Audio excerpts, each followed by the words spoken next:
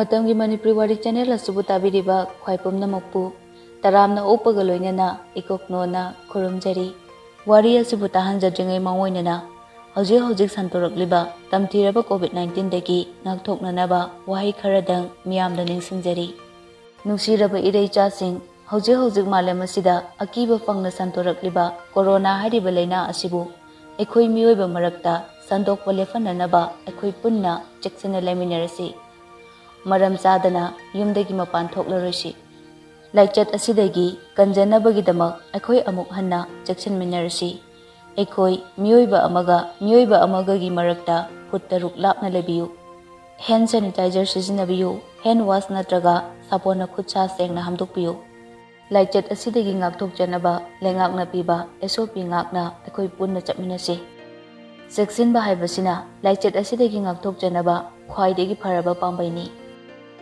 ngasi mutaminarasi Maikhum Nipan suba tangka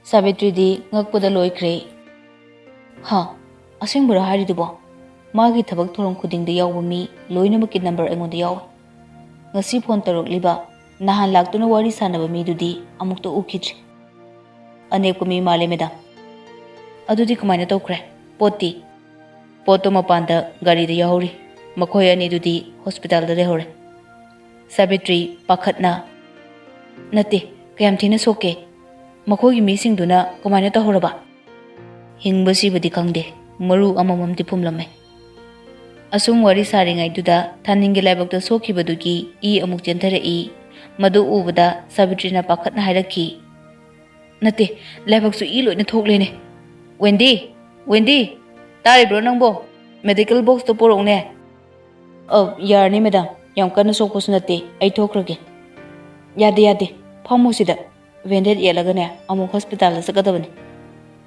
Sabitri na thoke yadrabada thaninsa amuk phamthai Wendy su mamana haibadu tawraduna medical box to puduna changlai thanin gi laibak tagi chentharagliba du ubada pakhatna thanin gi manakta changsilaktuna harei da thanin laibak sidi kedorino loina thoe Sabitri na masada harei kari no hidalam takra hapaga amukta bende toksilo thanindu upai leitana phamlaga lei Wendy na asokpaduda hidak haptuna bandage yetna ba hotnari nakandana thoina laptakna leptuna yenglaga lerami thoi tumina uyungum leptuna yengli thanin sumisi na hairak thoida yenglamlaga leithorei nyaki matungda yetlibudusu loraduna Sabitri mapanda prap tholaklaga ibochabu kawi ibochachu kawba taraduna imungdu changlei Sabitri na nanause nanga loinaraga hospital da muda chapino thanin kedore kokta bandage yelidubo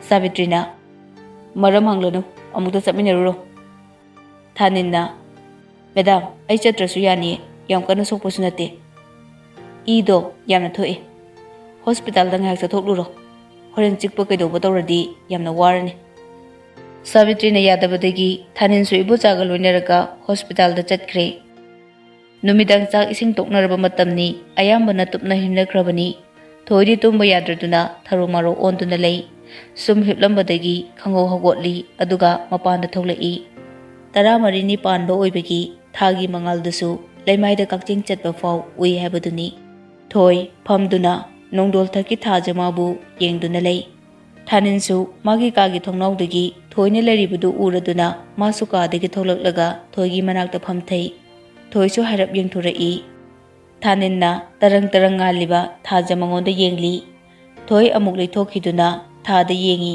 aduga yamna tapna hairaki thoina sigumba numit amadane mamaga iga tha yenglaga mamana wari nungsi balibiduna leiringaida babana yu ngauraga laaga mamabu phukibada thanin tumina adumak tai thoisu makha tana adumak liri punima numit kudingi mama ibani thengla phawbu mapanda thajamabu yengduna leikibane mama leitabadagi thasu yengkidre wari su kanamtana libikidre wahiduda thanil mamaidu thoiromdo ansinduna yenglei thoigi taru pangliba mamit ani dusu pini ihaurakli thanin gi wangang pham leite Thoibu kakkano haina thembagi pangalsu leite.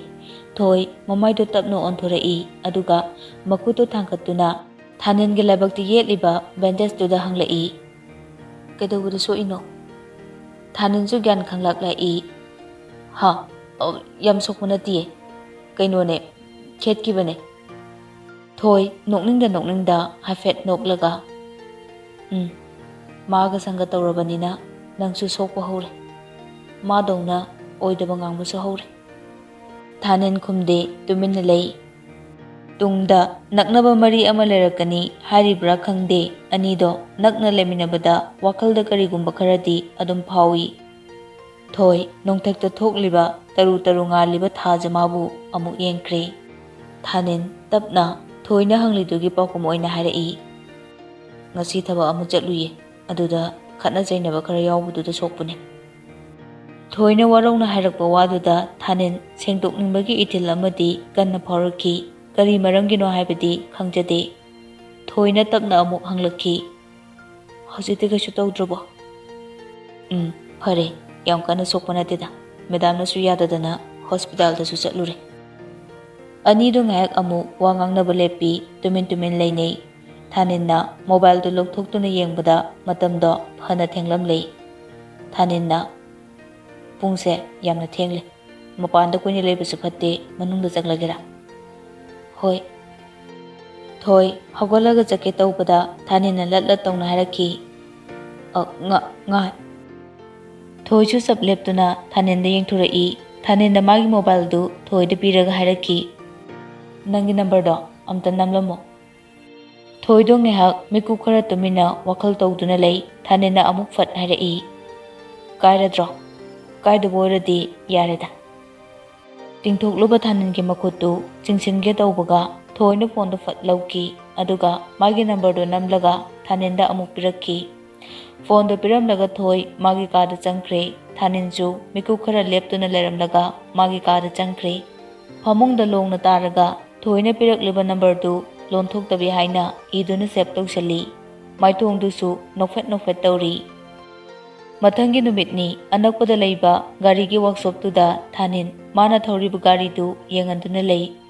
Nungsa yamna saba marak tuda lambi dusu mi chatpa lepte. Thanin lambi tuda chatliba singdo sum yengduna lei.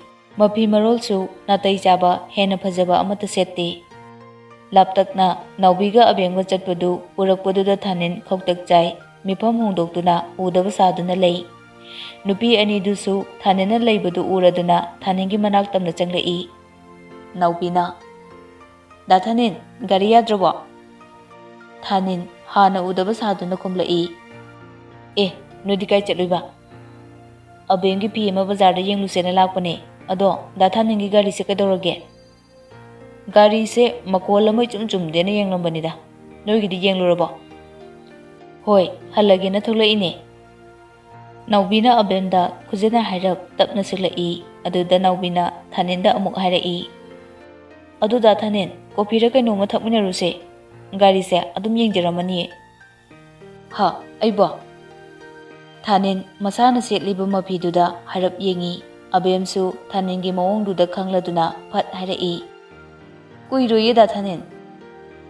Thaninsu makoi ani changdana hajilakpaduda yaningda hoi hairaki. Nupi ani du namang taraga lambidu gari yenglaga lanthurai. Thanindi kapningba ama phawre tawribadu.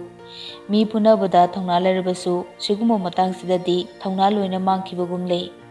Chenba yaroidaba khongpham oibana tantana lambidu lanthoklaga wangmada leiriba keptu tapna lai.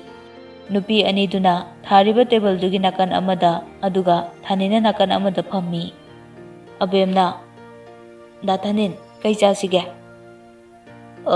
Noina chaningba makhalo. Aidi pukse ithan thangkatle aduna karimta chaningdri. Tasengbadi Thanindu ngasa ayuk chak tokpadagi karisu chadribani lambu lamlaklabani numidang wairamga orakpaduda. Abemna. Adudi coffee amam thaklasiko. Yaye. Service tawriba nupi aduda coffee ahum haikre. Naubidu ikarira karino khangde. Walang inganganglamde. Abemna achikpadu amuk thugari. Abemna. Da Thanin kamay tawrige. Thanin khajikak noklaga khumlai. Sum leiri haiduni. Noidi nuaribro. Abemna. Chap manaida. Hamu ne.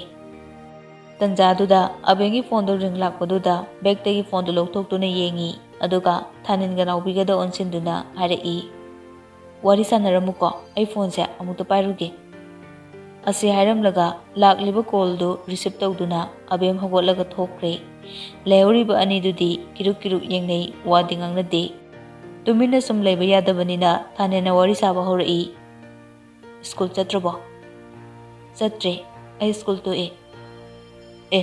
kadoroge babana yadre namdana to olle tanjaduda khoirabagi mi Bridget nakanda phamlami magi phone da yawriba thaningi photo do yenglaga nakanda phamliba thaninda amuk yenglei phone da yawriba mi du soidre kanduna mapan da prapap tholaklaga khoirabada call tawi khoirabana kari lere Bridget thanin hariba nupado sida nupi amag unaraga leire sir Manglem gi nupi ahandugi masadurane nate sir anobane amuk to udre hairisi maga khangnaba senglubo khangnaba male sir makoi anikak coffee cap sida phaminari nupi duna hankibada matung inaraga kanano karino do khangturo fani sir nupa do phone thamlaga mapanda leptuna makoi tholapa ngairaga lei abemna phone lakpagi namada ani do wari saunaba thokibadagi hanjilaktre nawbisu kudang gari do thangatuna yengi aduga machinda solai kaidorajano hoji phawu janglutrisina thaninna phone tawsilo hoji phawu waiting leira yengo nawbina phone do tawge hek tawbaga abemna oina mangon tawraki nawbina hello abeng kaidorino nangbo thengi lao ai parking da leire da thaninga lakminaro nangdi kamaina yada tawrini lao ko asi haramlaga abem phone tangkre thanena amuk phat hanglei kari haraklino parking da leire lao ye masu thuye kamain chatliba khangde ani du bill piram laga tholakpaga thanindo workshop ta lehorage nathanta chatlo so haiba ngamdana parking phauba nawbibu thinbada taki ani do tumin chatli tungda Bridget chu tapna inari ngaki matungda makoi parking yore abem su leptuna lerami nawbina abem do onsilaga harai natti nang bungawrobro chatke jo hairamde kamaina torino ba nangna sida leramnise abem noklaga yada torini bema thaninna adudi ai mohalage ko noeni su phajana chatlo ani do hoi haiduna lehore thanin su workshop lomda lakle nupi ani dudi wari sanari nakandana Bridget chumna sumle pasaduna makhogi wari do tari nawbina kamaina lerimino haibanang sida ho noeni di wari sung sanadre ai lebedu de ikaira kainona adogi chatpani kaino aiso is sono jubi sidi mana wangang disidi masagini is adu orasu ai lebegi sudum yaure ai letabado wangang letro nganglamnida angau bisidi asumna ani do nok tana bus lakpa ngairga lei nyaki matungda bus laktuna kakhalakle Bridget chu bus tu da tongkhalaktuna nawbi kana no haiba khangnanaba nawbi matung inarakhi somdana thanin workshop taba lambi duda thajadana thaubaga thengnei thaubana kada chalui nang dia thaninna aidi sida gari yeng bulakpane nangdi kada de chalui no pawung hidak lo bulakpane natte workshop te adale hore aduga nangna sida kedori no ba ani du nakna leriba lambi gi khagatliba wall du danga thaduna wari sarami thaninna boyai heba ngawbudu gi matudo hauze aina workshop ta leringa da thengnabane magi mamanabi makanbi amaga coffee amata thakmina sa habudu da thakmina rure adudagi amu parking du thilamliba mina koiba matudo nangdi kamaina khangnaruriba as boyaina mamanabi do aiga khangnawoi irang tawrinena aisu khangde kok tu ngawida moi mawongse thauba khangnok nok thorai thaubana nokpududa thanin su noklai thaninna farene nangsu hidak leirobani na yumda ngaramani ꯑꯩꯁꯨ ꯒꯥꯔꯤꯗꯣ ꯂꯣꯏꯔꯝꯕ ꯌꯥꯔꯦ ꯆꯠꯂꯨꯈꯤꯒꯦ ꯍꯣꯏ ꯍꯣꯏ ꯀꯣꯟꯅ ꯑꯃꯨꯛ ꯀꯔꯤꯅꯣ ꯆꯥꯃꯤꯟꯅꯕ ꯍꯥꯏꯕꯗꯨꯅꯤ ꯑꯁꯨꯝꯅ ꯃꯔꯨꯞ ꯑꯅꯤꯗꯨ ꯀꯥꯏꯅꯔꯗꯨꯅ ꯃꯥꯒꯤ ꯂꯝꯕꯤꯗ ꯆꯠꯅꯈ꯭ꯔꯦ ꯁꯣꯝꯗ ꯅꯨꯄꯤ ꯑꯅꯤꯗꯨꯁꯨ ꯃꯌꯨꯝ ꯌꯧꯔꯗꯨꯅ ꯒꯥꯔꯤꯗꯒꯤ ꯀꯨꯝꯊꯔꯛꯏ ꯃꯈꯣꯏꯒꯤ ꯃꯇꯨꯡ ꯏꯟꯅꯗꯨꯅ ꯀꯣꯏꯁꯦꯟ ꯁꯦꯟꯅꯔꯤꯕ ꯅꯨꯄꯥꯗꯨꯁꯨ ꯒꯥꯔꯤꯗꯨꯗꯒꯤ ꯀꯨꯝꯊꯔꯛꯏ ꯅꯥꯎꯕꯤꯅ ꯑꯗꯨꯗꯤ ꯑꯩ ꯆꯠꯂꯒꯦꯀꯣ ꯅꯪꯁꯨ ꯆꯪꯍꯧꯔꯣꯀꯣ ꯑꯕꯦꯝꯅ ꯍꯣꯏ ꯍꯣꯏ ꯑꯕꯦꯝꯁꯨ ꯃꯌꯨꯝꯗ ꯆꯪꯍꯧꯔꯦ ꯅꯥꯎꯕꯤꯗꯤ ꯅꯨꯃꯤꯗꯥꯡ ꯋꯥꯏꯔꯝꯗꯨꯗ ꯂꯩꯔꯛꯇꯨꯗ ꯃꯊꯟꯇ ꯇꯔꯛ ꯆꯪꯂꯛꯏ ꯃꯇꯨꯡꯗ ꯀꯅꯥꯒꯨꯝꯕ ꯑꯃ ꯆꯠꯄ ꯃꯥꯜꯂꯤ ꯍꯥꯏꯗꯨꯅ ꯃꯃꯥꯏꯗꯨ ꯐꯠ ꯂꯩꯊꯣꯛꯇꯨꯅ ꯌꯦꯡꯂꯨꯕꯗꯗꯤ ꯀꯅꯥꯝꯇꯁꯨ ꯂꯩꯔꯝꯗ꯭ꯔꯦ ꯕ꯭ꯔꯤꯖꯤꯠꯁꯨ ꯃꯆꯤꯗ ꯂꯨꯝꯗꯨꯅ ꯅꯥꯎꯕꯤꯒꯤ ꯃꯇꯨꯡ ꯏꯟꯅꯔꯤ ꯅꯥꯎꯕꯤꯗꯤ ꯃꯁꯥꯗꯨ ꯏꯆꯤꯡꯗ ꯆꯤꯡꯅꯩ ꯀꯣꯟꯊꯣꯡ ꯃꯄꯥ ꯌꯧꯔꯛꯄꯗ ꯃꯕꯨꯡ ꯌꯥꯏꯃꯗꯣ ꯇꯟꯖꯥ ꯆꯥꯅ ꯊꯣꯛꯂꯛꯏ ꯃꯕꯨꯡ ꯎꯕꯗ ꯋꯥꯈꯜꯗꯣ ꯈꯔ ꯆꯥꯎꯊꯣꯔꯛꯈꯤ ꯅꯥꯎꯕꯤꯅ ꯇꯌꯥꯏ ꯀꯥꯏꯗ ꯆꯠꯇꯣꯏꯅꯣ ꯃꯝꯂꯛ ꯇꯧꯔꯀꯥꯟꯁꯤꯗ ꯑꯁ꯭ꯋꯥꯏ ꯐꯥꯎꯕꯗꯅꯤꯗ ꯅꯪꯅ ꯊꯦꯡꯂꯒ ꯍꯜꯂꯛꯂꯤꯕ ꯌꯥꯗ ꯇꯧꯔꯤꯅꯦ ꯍꯣ ꯐꯔꯦ ꯆꯪꯉꯣ ꯍꯣꯏ ꯍꯥꯏꯔꯒ ꯅꯥꯎꯕꯤꯁꯨ ꯃꯅꯨꯡꯗ ꯆꯪꯈ꯭ꯔꯦ ꯃꯕꯨꯡꯗꯨꯁꯨ ꯊꯣꯛꯈ꯭ꯔꯦ ꯕ꯭ꯔꯤꯖꯤꯠꯁꯨ ꯉꯥꯏꯍꯥꯛ ꯌꯦꯡꯂꯝꯂꯒ ꯍꯟꯈ꯭ꯔꯦ ꯈꯣꯏꯔꯥꯕꯅ ꯀꯔꯤ ꯄꯥꯎ ꯂꯩ ꯕ꯭ꯔꯤꯖꯤꯠꯅ ꯃꯕꯨꯡꯗꯤ ꯂꯩꯕ ꯃꯥꯜꯂꯦ ꯃꯌꯨꯝꯗꯨꯁꯨ ꯈꯪꯖꯔꯛꯂꯦ ꯁꯥꯔ ꯃꯕꯨꯡ ꯂꯩꯕ ꯃꯥꯜꯂꯦ ꯍꯥꯏꯗꯤ ꯃꯕꯨꯡ ꯃꯥꯜꯂꯦ ꯃꯥꯅ ꯍꯟꯖꯤꯜꯂꯛꯄꯗ ꯌꯨꯝꯗꯒꯤ ꯅꯨꯄꯥ ꯑꯃ ꯊꯣꯛꯂꯛꯏ ꯑꯅꯤꯗꯣ ꯋꯥꯔꯤ ꯉꯥꯏꯍꯥꯛꯁꯨ ꯁꯥꯟꯅꯈꯤ ꯑꯣꯀꯦ ꯅꯦꯛꯁ ꯄ꯭ꯂꯥꯟ ꯍꯧꯕ ꯌꯥꯔꯦ ꯃꯪꯒꯤꯅ ꯈꯣꯏꯔꯥꯕꯗ ꯌꯦꯡꯂꯒ ꯇꯞꯅ ꯍꯥꯏꯔꯛꯏ ꯂꯨꯔꯤꯕꯗꯤ ꯃꯪꯂꯦꯝꯒꯤ ꯅꯨꯄꯤ ꯑꯍꯟꯒꯤ ꯃꯆꯥꯅꯨꯄꯤꯗꯨꯔꯥ ꯅꯠꯇ꯭ꯔꯒ ꯅꯨꯄꯤꯁꯤꯔꯥ ꯈꯪꯗ꯭ꯔꯤ ꯈꯣꯏꯔꯥꯕ ꯅꯣꯛꯂꯒ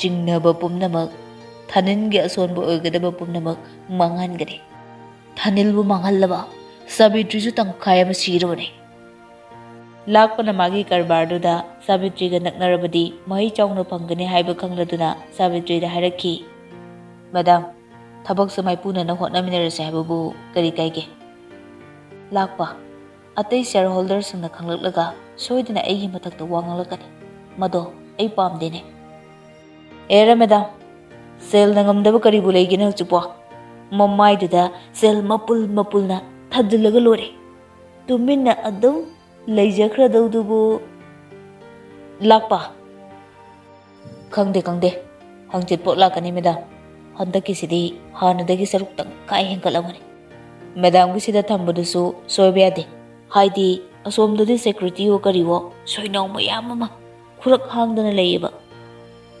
ꯁꯥꯕꯤꯇ꯭ꯔꯤꯗꯨ ꯇꯨꯃꯤꯟꯅ ꯋꯥꯈꯜ ꯈꯟꯕꯒꯨꯝ ꯂꯩ ꯂꯥꯛꯄꯁꯨ ꯁꯥꯕꯤꯇ꯭ꯔꯤꯗ ꯌꯦꯡꯂꯒ ꯇꯨꯃꯤꯟꯅ ꯅꯣꯛꯂꯤ ꯅꯨꯃꯤꯠꯇꯨ ꯃꯉꯥꯟꯕꯨ ꯁꯥꯕꯤꯇ꯭ꯔꯤ ꯍꯣꯏꯗ ꯆꯥꯛ ꯆꯥꯁꯦ ꯍꯥꯏꯗꯨꯅ ꯀꯧꯔꯝꯃꯤ ꯁꯟꯗꯦ ꯅꯨꯃꯤꯠꯁꯨ ꯑꯣꯏꯕꯗꯨꯗ ꯁꯥꯕꯤꯇ꯭ꯔꯤꯁꯨ ꯊꯕꯛ ꯆꯠꯇ꯭ꯔꯦ ꯋꯦꯟꯗꯤꯗꯨ ꯃꯉꯥꯜꯒ ꯍꯪꯒꯣꯏꯕ ꯂꯩꯇꯅ ꯋꯥꯔꯤ ꯁꯥꯟꯅꯔꯤ ꯃꯉꯥꯜꯗꯤ ꯊꯣꯏ ꯊꯣꯛꯂꯛꯇꯕꯗꯨꯗ ꯆꯞꯊ ꯌꯦꯡꯂꯤ ꯑꯗꯨꯕꯨ ꯎꯗ꯭ꯔꯦ ꯀꯔꯤ ꯇꯧꯔꯕꯅꯣ ꯍꯥꯏꯅ ꯑꯃꯨꯛꯁꯨ ꯃꯊꯟꯇ ꯈꯜꯂꯤ ꯆꯥꯛ ꯏꯁꯤꯡꯁꯨ ꯂꯣꯏꯁꯤꯜꯂꯛꯂꯦ ꯁꯥꯕꯤꯇ꯭ꯔꯤꯅ ꯌꯥꯝꯅ ꯅꯨꯡꯁꯤꯕ ꯈꯣꯟꯖꯦꯜꯗ ꯕꯥꯅꯨꯗ ꯑꯣꯟꯁꯤꯟꯗꯨꯅ ꯍꯥꯏꯔꯛꯏ ꯕꯥꯅꯨ ꯅꯪ ꯏꯆꯥ ꯊꯣꯏꯗꯣ ꯀꯧꯕꯤꯔꯨꯔꯣ ꯆꯥꯛ ꯊꯤꯔꯦ ꯍꯥꯏꯌꯨ ꯍꯣꯏ ꯃꯦꯗꯥꯝ ꯕꯥꯅꯨ ꯇꯞꯅ ꯁꯣꯜꯂꯤ ꯑꯁ ꯌꯥꯕꯨ ꯌꯥꯔꯛꯀꯗ꯭ꯔꯅꯦ ꯇꯧꯔꯤꯁꯤꯕꯣ ꯑꯁꯨꯝꯅ ꯋꯥꯈꯜꯗꯣ ꯈꯟꯖꯥꯟꯅꯔꯒ ꯕꯥꯅꯨ ꯊꯣꯏꯒꯤ ꯀꯥꯗ ꯆꯪꯂꯛꯏ ꯊꯣꯏꯗꯨ ꯀꯔꯤꯒꯨꯝꯕ ꯈꯔ ꯏꯗꯨꯅ ꯂꯩꯔꯝꯃꯤ ꯕꯥꯅꯨ ꯂꯥꯛꯄꯗꯨꯗ ꯀꯔꯤꯅꯣ ꯍꯥꯏꯅ ꯃꯉꯛꯇꯨꯅ ꯏꯜꯂꯒ ꯍꯪꯂꯛꯏ ꯕꯥꯅꯨꯅ ꯆꯥꯛ ꯆꯥꯔꯨꯔꯁꯦ ꯃꯌꯥꯝ ꯂꯣꯏꯅ ꯉꯥꯏꯅꯍꯧꯔꯦ ꯏꯕꯨꯡꯉꯣ ꯃꯉꯥꯜꯁꯨ ꯂꯥꯛꯑꯣꯋꯤ ꯂꯥꯛꯑꯣ ꯑꯟꯇꯤ ꯑꯩ ꯆꯥꯅꯤꯡꯗ꯭ꯔꯦ ꯍꯩ ꯃꯤ ꯂꯥꯛꯂꯤꯁꯦ ꯅꯪ ꯌꯥꯎꯗ꯭ꯔꯗꯤ ꯅꯨꯡꯉꯥꯏꯔꯔꯣꯏ ꯂꯥꯛꯑꯣ ꯊꯣꯏ ꯉꯥꯏꯍꯥꯛ ꯇꯨꯃꯤꯟꯅ ꯋꯥꯈꯜ ꯇꯧꯔꯒ ꯄꯨꯛ ꯍꯧꯒꯠꯇꯨꯅ ꯀꯤꯆꯟꯗ ꯆꯪꯂꯛꯏ ꯃꯉꯥꯜꯁꯨ ꯊꯣꯏ ꯆꯪꯂꯛꯄꯗꯨꯗ ꯃꯣꯃꯣ ꯅꯣꯛꯆꯩ ꯕꯥꯅꯨꯅ ꯐꯝꯃꯣ ꯏꯕꯨꯡꯉꯣ ꯃꯉꯥꯜ ꯆꯥꯕ ꯍꯧꯔꯣ ꯑꯋꯥꯠ ꯑꯄꯥꯒ ꯍꯥꯏꯔꯛꯎꯀꯣ ꯀꯣꯏꯔꯨꯅꯨ ꯁꯥꯕꯤꯇ꯭ꯔꯤꯁꯨ ꯃꯉꯥꯜꯅ ꯊꯣꯏꯕꯨ ꯄꯥꯝꯃꯤ ꯅꯨꯡꯁꯤ ꯍꯥꯏꯕ ꯈꯪꯉꯤ ꯃꯉꯥꯜꯒꯤ ꯃꯄꯥꯕꯨꯡ ꯂꯨꯈꯣꯏꯒ ꯃꯥꯒ ꯂꯩꯅꯔꯤꯕ ꯃꯔꯤꯗꯨ ꯇꯠꯇꯅꯕ ꯊꯣꯏꯕꯨ ꯃꯉꯥꯜꯒ ꯅꯛꯁꯤꯟꯅꯍꯟꯕ ꯃꯥꯅꯁꯨ ꯄꯥꯝꯃꯤ ꯃꯌꯥꯝꯗꯨ ꯆꯥꯕ ꯍꯧꯅꯔꯦ ꯊꯣꯏꯗꯤ ꯆꯤꯛꯇꯅ ꯂꯩ ꯃꯉꯥꯜꯅ ꯌꯦꯡꯊꯣꯔꯛꯄꯗ ꯊꯣꯏꯅ ꯇꯧꯔꯝꯂꯤꯕ ꯃꯑꯣꯡꯗꯨꯗ ꯍꯪꯂꯛꯈꯤ ꯊꯣꯏ ꯀꯩꯗꯧꯔꯦ ꯆꯥꯗ꯭ꯔꯗꯤ ꯍꯛꯆꯥꯡ ꯅꯨꯡꯉꯥꯏꯇꯕ꯭ꯔꯣ ꯊꯣꯏ ꯅꯣꯛꯅꯤꯡꯗ ꯍꯥꯏꯐꯦꯠ ꯅꯣꯛꯂꯒ ꯈꯨꯝꯂꯛꯏ ꯀꯩꯁꯨ ꯇꯧꯗꯦꯗ ꯃꯉꯥꯜꯅ ꯆꯥꯁꯤꯜꯂꯣ ꯍꯦꯟꯖꯥꯡ ꯌꯥꯝ ꯍꯥꯎꯔꯤꯁꯤꯗꯤ ꯑꯩꯗꯤ ꯀꯌꯥ ꯂꯥꯝꯗꯕ Sabitri thoida muna yenglei. Wendy di toriba mongdo khangba natte magi thokpa charaga lei. Banuna chau chau okta bahira uko koi ganu ko. Ngahaki matungda chaba thakpa lorabada thoichu hogotlaga magi kada changge tawbada Sabitri na khamduna hairaki. Mangal laklise wari watai sako. Thoi ngahak chap lepi aduga yumyai kagi sofaduda phamduna lei. Mangalsu makhut masa hamlaga tholaktuna sofaduda phammi. Thoi wa ngangde Wendy su tholaktuna mangalga wari sanari. Mangalna thoida onsinduna hanglai. Exam nungai kibro. Thoina Haksang nungai tabo male. Hospital chatlusiro. Ai kem tawti. Mangalsu thoise hanaga iman manade haiba khangi kari tawbugino haibadudi ma khanglamde. Aduna masu Wendy ga oina wari saduna lei. Ngahaki matungda Sabitri su makoigi manakta changlaki. Mangalna Madam thoise masa kya nungai tabo male ngasidi kadai dino ngahaktang koibu puthokpiroge. Sabitri na ha hoi hoi kuina di chakanuko. Wendy noktuna ses midi yati ko koibu ga chapmina daure ko. Mangal su noklaga Wendy gi kokta tapna thai. Sabitri na thoida amuk onsinduna hairai. Nangda mangal na mapanda koiruse hairise piroldo lusilaga irenjana chatluro. Asi hairamlaga Sabitri magi kada changkhre mangaldi Wendy ga wakoi sohori. Thoisu magi kada changlaklaga tabli loisali. Setli chariba singdo icham chamba ngaktani. Ngahaki matungda thoisu magi kada gi tholakle. Mangalsu khangeng thorai. Mangalna lorabo. Thoina Mangalna mangthaduna thokre. Thoisu mangalgi matungda tapna chatki. Sabitri su makoigi matung induna mapanda thoklai. Mapangi kagi berenda duda ibo chaga thaninga sulei. Thanindi magi phondo kanna metli. Mangalna adudi madam chalukige. Horen thengdringaida thoise amuk thilamge. Thaninsu wa ngangnabado taraduna kanano haina phat yengthurai. Thoiga nupa amaga thokhibaduda ngakna yengduna lei. Sabitri na mangakna ingkit tawduna Thaninbu koksali. Thaninsu hatu Sabitri ki manakta changsilai. Thaninna Madam Sabitri na ase amukta matung inarucho. Thanin ngakna Sabitri da yengduna lei. Sabitri na nupi se amuk chengki khoki tawkini. Thanin handakti gyan tari. Hoi hairamlaga setliba mapido hongdana garido phat thokdokre. Ibo chasu ngakna yengduna lehawi. Mangalna garidu kitang laptak tawba mafam amada thoroklaga park amada changlai. Yamna chikpa mafamni mi laknai haibabu yamna latli. Leisa pakhang lakpa yauridu lapna amana amagi masak ningthina unadana phamnai. Chawso duki matik chawi pakto. Anidu manungda changlaklaga phajana leitengduna thamliba sang amada changlaktuna phammi. Manakta pu kaya sumarang kaina hori. Service tawriba nupadu changlaktuna chanaba hanglari. Thoina ai kaisu chaningdre. Mangalna chaksu chade karino amadi chaba phabane. Thoi khumlaktre tumina mangalda yengduna somlei. Mangalna nupaduda onsinduna ayingba thaknaba anikak haiki. Nupadu chatkraba matungda mangalna thoida onsinduna hanglaki. Makadi kadogi kaliba tawraroi. Mangal ngakna adudi kedoroga leiduba khangde. Hoida graduation lore yare tawdrasu. Thoi khumlakte. Mangalna aigide hanglaroidro. Thoi tapna da mangal di kari tawdoino.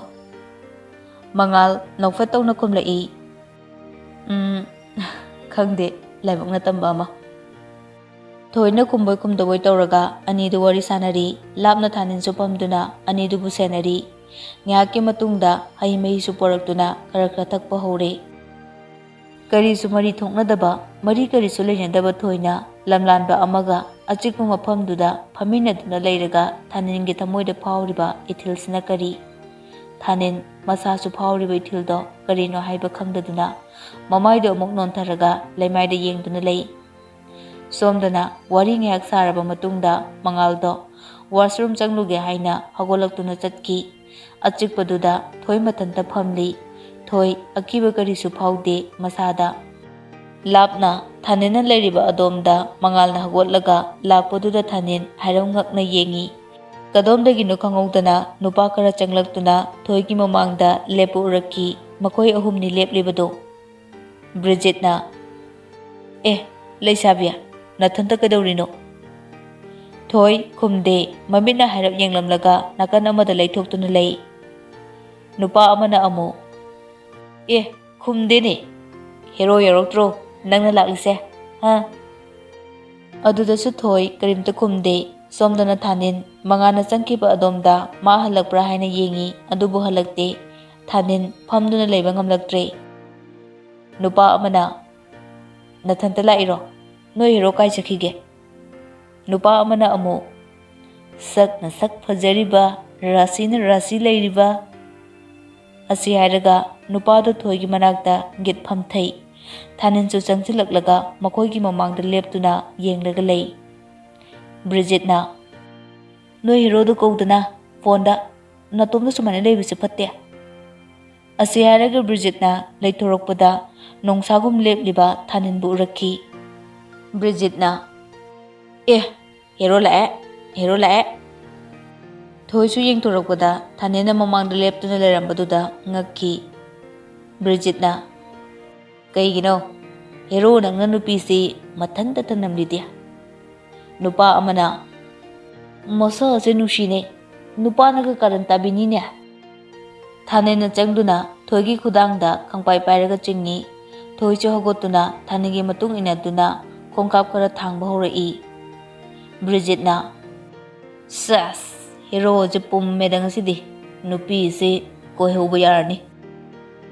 Asi hairaga makoi ahumda nokminai khangaude. Thanina thoigi khuttu khangtha thadoklaga nakanda leiriba nupaduda kinne thinki. Bridgetka nupa amadugadi noklambadagi chap leplaga ngakna yengnai. Bridgetna nangna horoklabanina akhoisu khut thaba yawba taredana. Thoi khara chathoklaga pakhatna lei. Ahumdu Thanin mathantana purai. Tanjaduda mangalsu chenthoroktuna thoigi makhutu tappai aduga thoida sokpra haina hanglaki. Thoisu sokte haina mangaktuna hairai. Somdana Thanina Bridgetki kangbudu phuna mangalda thoiba puraga hankinaba hairai. Mangaldi changchansi kadai hansi kadai tawduna lei. Thanina amuk hallo haiduna laurakki. Mangalsu thogi khudangdu paiduna mafamdudagi thuna yangna thokre. Thanin chu sokle nupa ahumdu su khara sokle. Thoi thokrabada Thanina matungda yepleba nongmaidu phat chathorakki. Nongmaidu ubadagi nupa ahumdu su maning halli. Thanin sor phuina holaduna hairai. Henjilakano hankro. Nupa ahumdu su chatte leptuna adumak lei. Thanin chu amu konjel do kantakna laurai. Sininglabra noi loina. Thaningi akonbagi wahaiduda nupa ahumdo changchat tawduna chatkre. Nupa ahumdo chatkrabada Thanin manungda changlaklaga leiriba phamphamduda git phamthai aduga sor hotoi. Nongmoidu yepsilaga phone lokthokduna mamaido amuk yengi. Chimbal mayada khajikti tatlamle. Thanina magi rumaldo lokthokduna tapna taithoi aduga mafamdudagi tholaktuna garido thaudorai. Somda thoidi gari manungduda phamba ngamdre makoktuda Thanin kaidarongani haina khanba nattana karisu changkhidre. Mangalsu thoigi masado leitade haiba khangi adubu ma thoidadi karimta hairudre. Ngahaki matungda yum yorobada mangalna thoibu manungda thinjilai. Wendina kaino yamngana halaide. Mangalsu nokfet tawraga Wendigi pakum pidana thoida onsinduna hairai. Adudi ay amuk chatlage ko. Thoisu magi kada changbaga mafiga hongdaba makai phamungda Thaningi numberduda yenglaga lei. Mafamduda amuk chatlubadi oithoklaroi phone tawduna hangsira haina khanjanaduna lei. Thoi masadu tawfom khangdana kapningba haibadu oire. Kona thangda thauna pumba fudoklaga Thaningi numberduda call tawsili. ꯁꯣꯝꯗꯅ ꯊꯥꯅꯤꯟ ꯒꯥꯔꯤ ꯊꯧꯅ ꯃꯈꯨꯠ ꯅꯥꯝꯃꯗꯨꯅ ꯂꯥꯛꯂꯤꯕ ꯐꯣꯟꯗꯣ ꯀꯅꯥꯒꯤꯅꯣ ꯍꯥꯏꯅ ꯌꯦꯡꯉꯤ꯫ ꯊꯣꯏꯒꯤ ꯑꯣꯏꯔꯝꯕꯗꯨꯗ ꯉꯛꯅ ꯉꯥꯏꯍꯥꯛ ꯌꯦꯡꯗꯨꯅ ꯂꯩ ꯑꯗꯨꯒ ꯐꯠ ꯄꯥꯏꯈꯠꯂꯤ꯫ ꯐꯣꯟꯗꯣ ꯍꯦꯛ ꯄꯥꯏꯈꯠꯂꯛꯄꯒ ꯊꯣꯏꯁꯨ ꯅꯪꯍꯧꯔꯔꯣꯏ ꯃꯇꯥꯒꯨꯝ ꯍꯥꯊꯨ ꯍꯪꯂꯛꯈꯤ꯫ ꯅꯪ ꯀꯗꯥꯏꯗ ꯂꯩꯒꯦ? ꯑꯩꯔꯣ? ꯍꯣꯏ꯫ ꯀꯩꯅꯣꯅꯦ ꯑꯩ ꯌꯨꯝꯗ ꯍꯜꯂꯛꯑꯦ꯫ ꯃꯣꯏꯁꯤꯡꯗꯨꯗꯤ? ꯆꯠꯈ꯭ꯔꯦ꯫ ꯅꯪ ꯍꯜꯂꯛꯑꯕ꯭ꯔꯥ ꯍꯪꯒꯦ ꯇꯧꯕꯅꯦ꯫ ꯊꯝꯃꯒꯦ꯫ ꯀꯔꯤ ꯂꯩꯔꯒꯦ? ꯀꯩꯁꯨ ꯂꯩꯇꯦ꯫ ꯊꯥꯅꯤꯟꯅ ꯃꯈꯥ ꯇꯥꯔꯛꯇ꯭ꯔꯤꯉꯩꯗ ꯊꯣꯏꯅ ꯐꯣꯟꯗꯣ ꯀꯛꯏ ꯑꯗꯨꯒ ꯁꯣꯔ ꯃꯄꯤ ꯍꯣꯟꯇꯣꯛꯏ꯫